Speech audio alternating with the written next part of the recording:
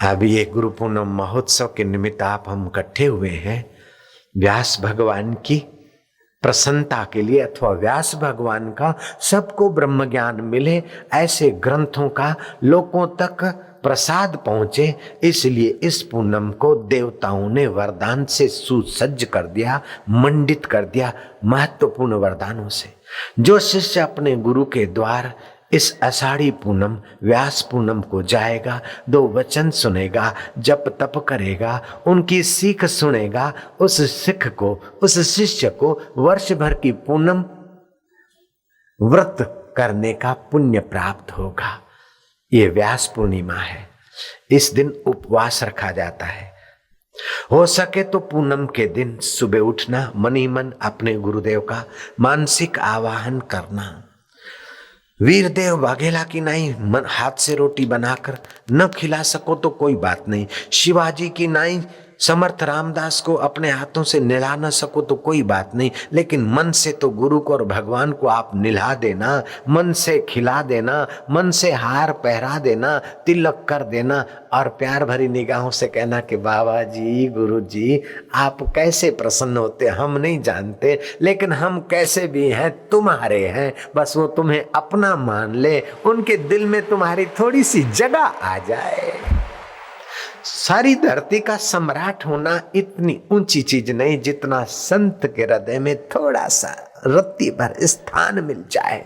वीर सिंह बघेला कहता कि बाबा जी, काशी नरेश नहीं, मैं आपके चरणों की रज हूं, आपके हृदय में मेरी इतनी सी, आपके दासों के दास में मेरी गिनती हो जाए।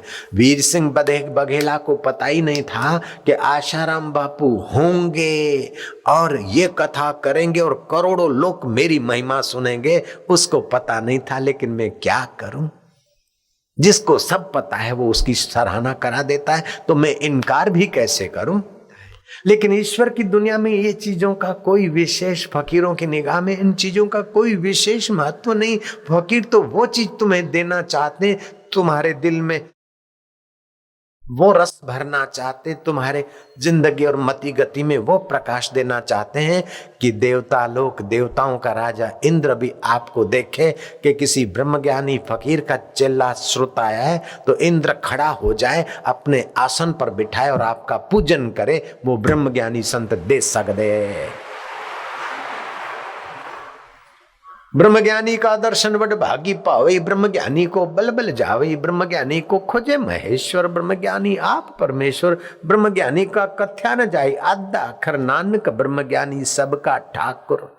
जेको जन्म मरण ते डरे, साध जिना की शरणी पड़े, जेको अपना दुख मिटावे, साध जिना की सेवा पावे, औखी घड़ी न देखण देवई, सतगुरु अपना बिरद संभाले। ऐसे सतगुरु की स्मृति में जो पूनम है उसे हम व्यास पूर्णिमा कहते हैं, उसे गुरु पूर्णिमा कहते हैं, उसे आषाढ़ी पूर्णिमा कहते हैं। इस दिन अपने अपने गुरु में व्यास भगवान का दिव्य ज्ञान देखकर, मास्टरों की पूजा का दिन गुरु पूनम नहीं है, शिक्षक और प्रोफेसर का पूजा का दिन गुरु पूनम नहीं है, ये तो व्यास पूर्णिमा है। व्यास की ऊंचाइयों के तरफ ले जाने वाले गुरुओं के सत्कार के दिन का पूजन गुरु पूनम है।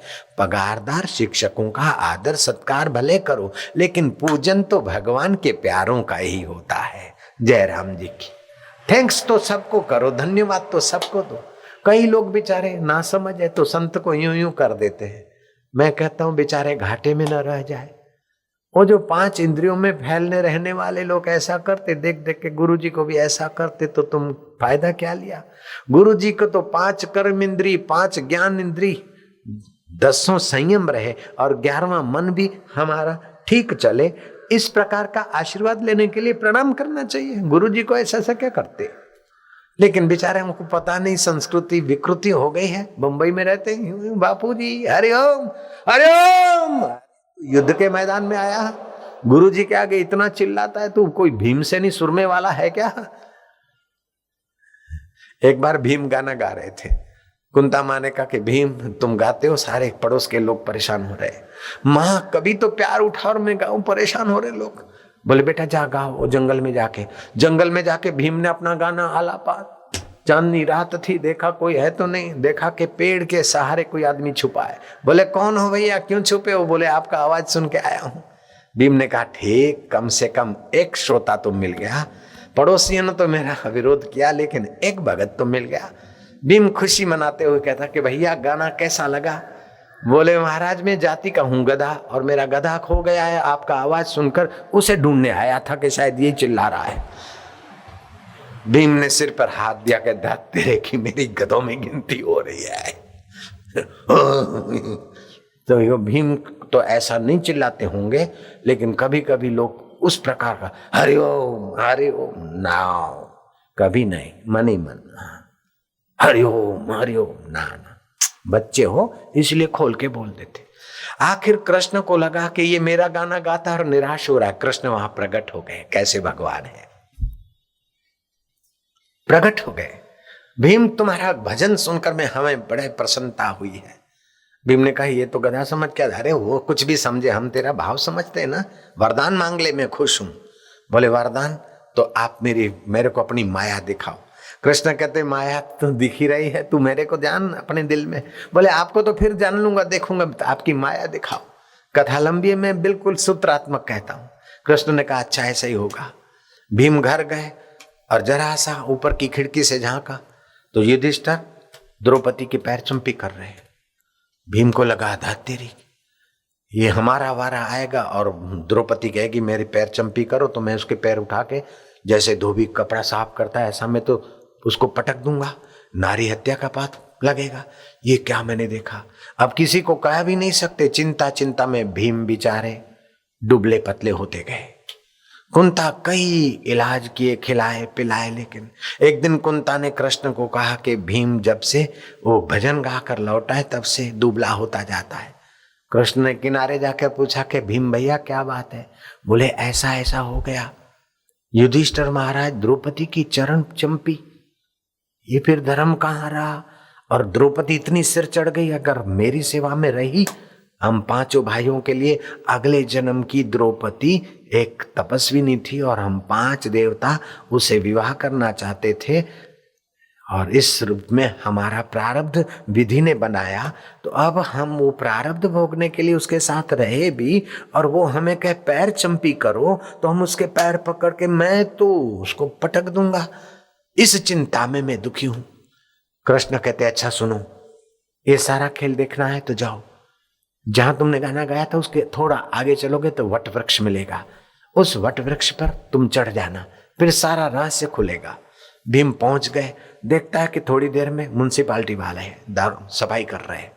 इतने में देवताओं के आसन, देवताओं की एक अलग अलग व्यवस्था, बड़े आसन उसे बड़े सारे आसन लग गए। यक्ष आए, गंधर्व आए, देवता आए, और तीनों देव ब्रह्मा विष्णु महेश भी आए। उससे भी एक सिंहासन ऊंचा। भीम सोचता है कि धरती की इससे बड़ा कौन है कि सबसे ऊपर बैठेगा। इतने में महारानी द्रौपदी आई है। सर्वेश्वरी पुण्येश्वरी योगेश्वरी द्रौपदी महारानी की जय हो। ऊंचे आसन पर बैठी द्रौपदी ने नजर घुमाई कि सब आ गए हैं। नारद जी उठे, नारायण नारायण नारायण। सब आ गए। 5 पांडवों में से 4 आए, भीम लापता है। सभापति भीम कहां है? हमने तो सबको निमंत्रण दिया था, भीम नहीं आए। युधिष्ठिर कहां है? नारद जी खड़े हो गए, नारायण नारायण। भीम ऊपर के डाले पे। इतनी धृष्टता भीम की उनको पकड़ ले आओ। अब भीम को पकड़ने के लिए भालेदारों ने भाला फेंका और 2 जवान चढ़े। अब एक डाल से दूसरे डाल से तीसरे डाल। वो जवान तो रुक जाए, लेकिन भीम जंप मारे तो डाले की क्या हालत होगी आप कल्पना कीजिए। बस भीम को तो डाला खोजना पड़े। वो तो बंदर की नहीं कहीं भी कूदे। भीम डाला खोजते खोजते थके और कोई डाला पकड़ के भीम भागते जा रहे हैं। सामने कृष्ण मिले। ओ भीम कहाँ भागा? अभी छोड़ो वो दो, मेरी बुरी। अरे तो रुक तो सही, क्या हुआ? बोले वो ऐसा। बोले चलो जरा देखते। देखे तो वट वृक्ष के नीचे न कोई आसन, न सिंहासन, न कोई भाला, और मैंने इतना सारा देखा। कृष्ण कहते यही तो मेरी माया है यार, वो देख, न रथा न रथ योगा न देवा न देव आसना, फिर भी दिखता है। तू सो जाता है स्वप्न में मेरी माया से, हिता नाम की नाड़ी से कितना कुछ नगर देख लेता है। ऐसे ये मेरी माया है। ऐसे भगवान कृष्ण, वो अबलाएं जेल में है, उनकी मुक्ति करानी है। वो बोलती है हम कृष्ण को ही वरेंगे।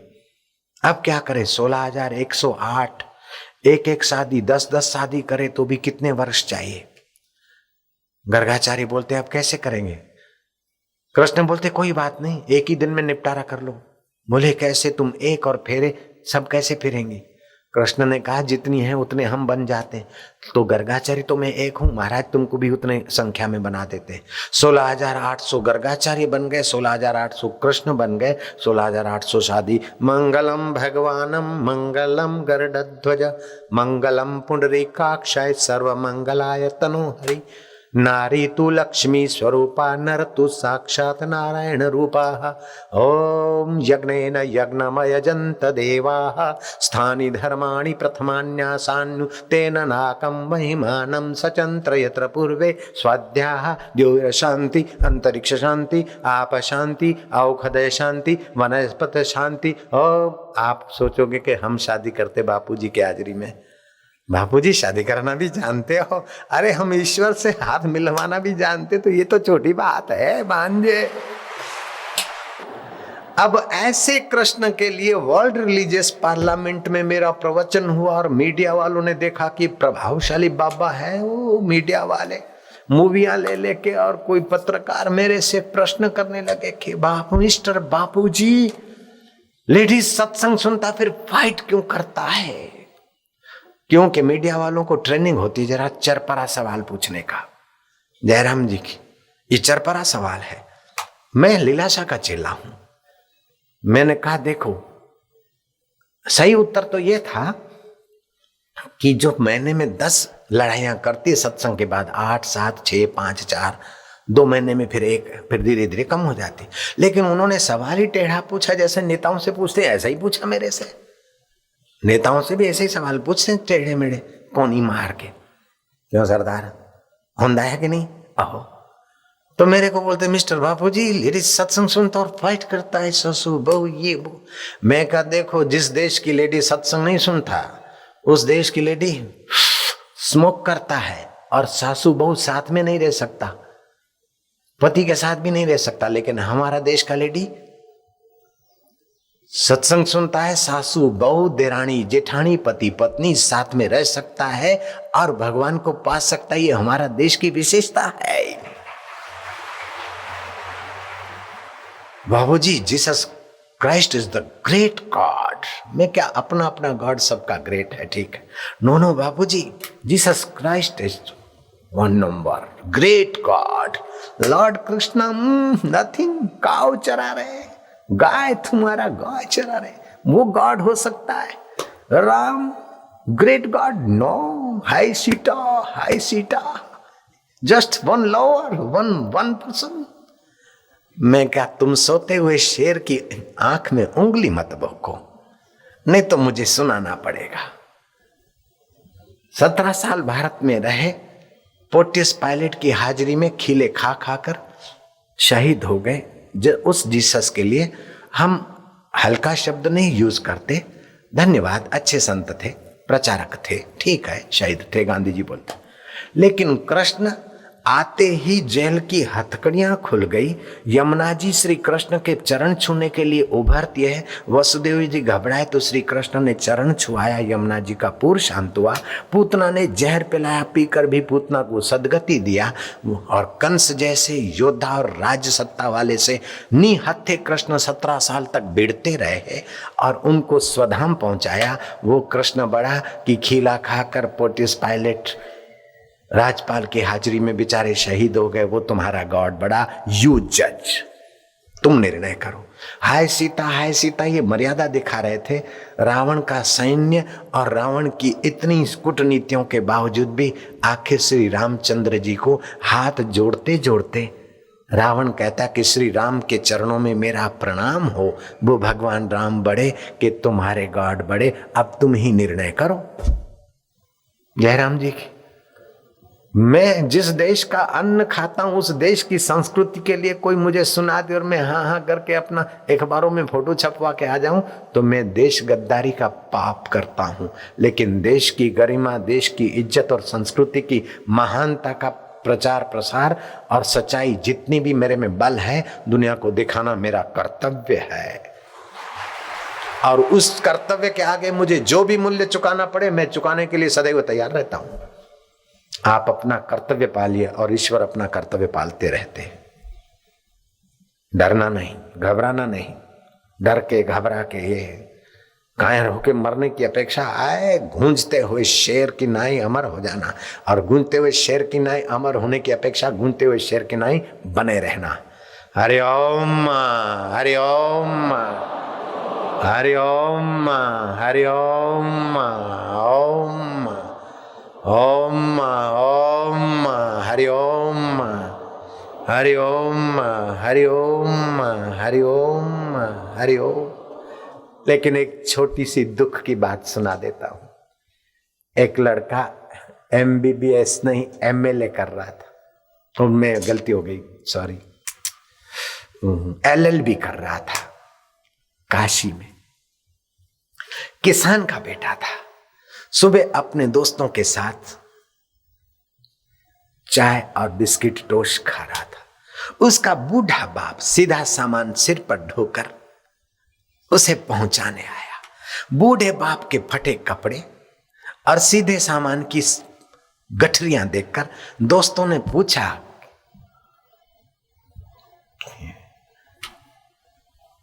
ये कौन है? तो इसने अंग्रेजी में जवाब दिया, मूर्ख LLB ने, कि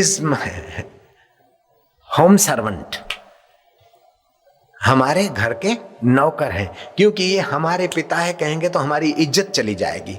उस नालायक को पता नहीं चला कि ये बाहर की इज्जत की अपेक्षा सच्चाई बड़ी इज्जत देती है। उसने कहा ये हमारा सर्वेंट है। बाप समझ गया। बाप ने कहा मैं सर्वेंट तो हूं, लेकिन इसके घर का नहीं, इसकी मां का सर्वेंट हूं, और ये मेरा बेटा लगता है। अब इसको पढ़ाकर मैं इनके घर का सर्वेंट हो गया हूं। उस LLB वाले का काला मुंह कर दिया अनपढ़ बाप ने। जयराम जी की, आपके पास विद्या है तो मां बाप का अनादर, तुम्हारी विद्या की ऐसी तैसी। तुम्हारे पास सत्ता है, मां बाप और संतों का अनादर, तुम्हारी सत्ता की ऐसी तैसी। तुम्हारे पास धन दौलत रूप लावण्य है, मां बाप और महापुरुषों का अपमान करते हो, तुम्हारे सबका ऐसी तैसी। मातृदेवो भव, पितृदेवो भव, आचार्य देवो भव, अतिथि देवो भव। अशोक, सम्राट अशोक संत को देखते और उनके चरणों में मत्था टेकते। मंत्री बोलते हैं, राजा साहब आपका बर्थडे, और आप चांदी के सिंहासन पर, और वो नंगे पैर आने वाले साधु को देखकर अपना मत्था, जहां कई राजाओं के कई मंत्रियों के सिर पटक के जाते हैं, वो सिर एक साधु के चरणों में सड़क पर गिरा। महाराज आपको साधु के लिए आदर है, हम मान गए। साधु के लिए आपको मान है, हम मान गए। आप हमें ऑर्डर करते, हम साधु को समझा बुझा के आपके प्राइवेट लंच रूम में ले आते। अशोक ने कहा, तुम्हें मेरे लिए आदर है, सहानुभूति है, ठीक है, लेकिन तुम्हें उत्तर मिल जाएगा। खास मंत्री था, सचिव था। एक दिन सम्राट अशोक ने कुछ मुंडियां थैले में दे दी। बोले जाओ इनको बेच कर आओ। बकरे की मुंडी, मुर्गे की मुंडी, सुअर की मुंडी, आदि आदि मुंडियां। एक मनुष्य की मुंडी थी, वो नहीं बिकी, बाकी सब बिके। सम्राट अशोक ने कहा, क्यों ये नहीं बिकी? बोले इसको कोई नहीं लेता। बोले मुंडी चाहे सम्राट की हो चाहे गरीब की हो, एक दिन श्वास निकल गया तो इस खोपड़ी की जो एक दिन ऐसी हालत होने वाली कि कोई लेता नहीं, वो खोपड़ी अगर अहंकार को मिटाने के लिए और संत की दुआ पाने के लिए, ये खोपड़ी तो खोपड़ी है जो दिन भर भटके हो, नहीं बिकी, वो सीमे की खोपड़ी है। ये खोपड़ी अगर किसी संत के चरण में मैंने झुका ली लोगों के सामने, तो मेरा अहंकार मिटा और उनके हृदय में दया भरी। इसमें मैंने घाटा क्या किया? मैं सम्राट अशोक को अभी भी धन्यवाद देता हूं कि संत की शरण का फायदा उठाया उस बहादुर ने, और भारत सरकार के उन समझदारों को धन्यवाद देता हूं कि सम्राट अशोक का चिन्ह रुपयों पर ले आए थे। जयराम जी की ऐतिहासिक घटना है, कोई कपोल कहानी नहीं है। संत शरण जो जन पड़े सो जन उद्धरण हार। आज के दिन का आप सुमरण करके भगवान व्यास को धन्यवाद देंगे कि व्यास पूनम के पर्व पर आपको ये अवसर मिला है। ओ आप सभी लोगों के लिए ये दिन पर्वमय है। शिवाजी शत्रुओं से घिरे भी बच सकते, तो आप भी शत्रुओं से घिरे हो, काम से, क्रोध से, लोभ से, मोह से, चिंता से, भय से, और मौत रूपी शत्रु से तो घिरा है शरीर। मौत रूपी शरीर शत्रु भी तुम्हारा बाल बांका न करे, तुम्हें किसी योनि में न धकेले और भगवान से मुलाकात करा दे, ऐसी आशाराम की आशा है।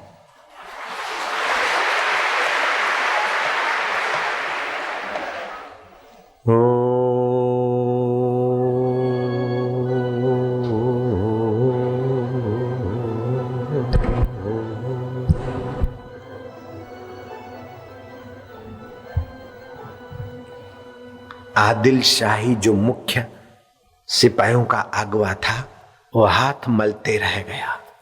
आदिल शाही तौबा पुकारने लगा कि हद हो गई, इतनी इतनी इतनी सारी व्यवस्था के बाद भी शिवाजी को हम नहीं पकड़ सके। आदिल आदिल आदिल बावरा सा रह गया। इतिहास साक्षी है, आदिल शाही उसका नाम था, जो शिवा को पकड़ने के लिए मुख्य जिम्मेदार ऑफिसर था। शिवाजी का नाम आपने सुना है, मैं झूठ नहीं बोल रहा हूं। आपके अंदर ईश्वर की अनंत शक्तियां छुपी है। आप 2-5 बच्चे कर करा के और संसार के पीछे पच मार के खत्म होने के लिए नहीं आए हैं। आप तो ईश्वर का अमृत पान करके मुक्तात्मा होने के लिए इस भारत में आए हैं। इस बात को रोज याद करिए। आप वरी, टेंशन और बीमारी में अपना बुढ़ापा तबाह करने के लिए नहीं आए। गुलजारी लाल नंदा पुस्तक पढ़ी, मेरे पास आए। मैंने कहा अब तुम रिटायर हो गए, बताओ जीवन का सत्य क्या, रहस्य क्या। बोले बापूजी राजनीति में सारी जिंदगी खत्म हो गई, आपको लीलाशाह बापू मिले, हमको भी अगर कोई ऐसे संत मिलते तो आज कोई पूछता नहीं। आज ऐसे कोने में पड़े कि बापूजी क्या बताएं, प्राइम मिनिस्टर हुए थे तब हुए थे थोड़े दिन के लिए, अब तो बापूजी। मैं चाहता हूं कि आप लोगों के लिए ऐसा न हो बुढ़ापा। जयराम जी की आप अभी से कमाई चालू रखो। गुलजारी लाल नंदा पछताए थे और लोग पछताए थे, आप ऐसा नहीं रहना। आप दिल को भरते जाओ दाता के धन से। ओ